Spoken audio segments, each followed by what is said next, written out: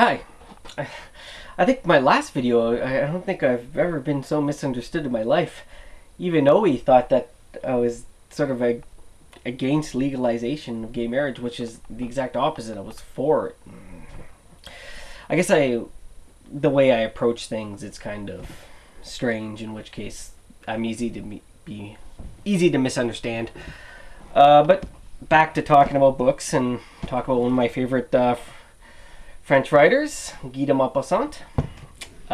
He was a naturalist, and naturalism is a style which uses realism to explore different social and environmental conditions and the way they shape humanity. It was a sort of a counter to Romanticism. For unlike Romanticism, the story seeks to detach and objectify the characters. Maupassant was sort of a bridge between naturalism and realism. Like other naturalist writers, Maupassant is very pessimistic, but unlike naturalists, he would use Gothic elements. He actually had a very interesting life. He apparently hated work and preferred, stories and chasing women. He wrote 6 novels and about 300 short stories. I have 223 in this collection. I have another collection right here of the English translations. I have 3 of his novels. I could not find them, but I only have them in French anyway, so they probably wouldn't help you that much. Most of his stories come from sort of a fictionalization of true occurrences that happened to him or tales that were told to him. They're usually built around very simplistic ideas and simplistic stories from everyday life, which sort of would reveal hidden sides of humanity. He tends to be very critical of fashionable society, and especially fashionable women, but very sympathetic towards the lower class, and especially prostitutes. Most of his stories are very lighthearted. He tends to explore themes about class barriers, war, stereotypes. But what makes him interesting is that he's most known for his horror stories. Maupassant's horror fiction consists of around 40 stories, which is about 1/10 of his total output.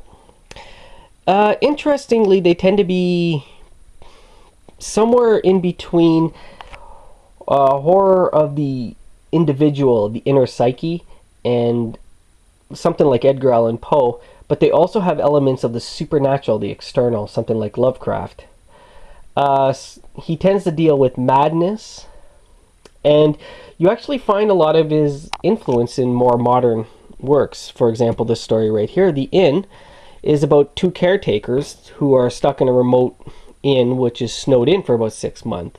The older one goes missing, and then the younger one goes crazy, much like the book, The Shining, which was eventually turned into a movie. But he's probably most famous for La Horla, which is about a nameless young Norman gentleman who after saluting a sort of a Brazilian boat, he's haunted by an invisible being that slowly drives him insane. It's written in a series of his diary entries. See, June 2nd. Eventually he sets fire to his house, kills his servants. It was made into a movie starring Vincent Price called Diary of a Madman, which is also the title of another Maupassant story, in which is a diary from a child murderer who gets aroused when innocent people are guillotined for his crimes. In a strange way of life imitating art, Maupassant eventually himself went insane, with actually from syphilis, and he even tried to kill himself by slitting his own throat. After his attempted suicide, he died about a year later in the mental institution. And I'll leave you a link up to an archive of some of his work so you can enjoy him just as much as I do. And one of the cool things about the site I'll link you to, it actually has the sort of scans from the original translations and novels. It's a lot of fun. Thank you. Goodbye.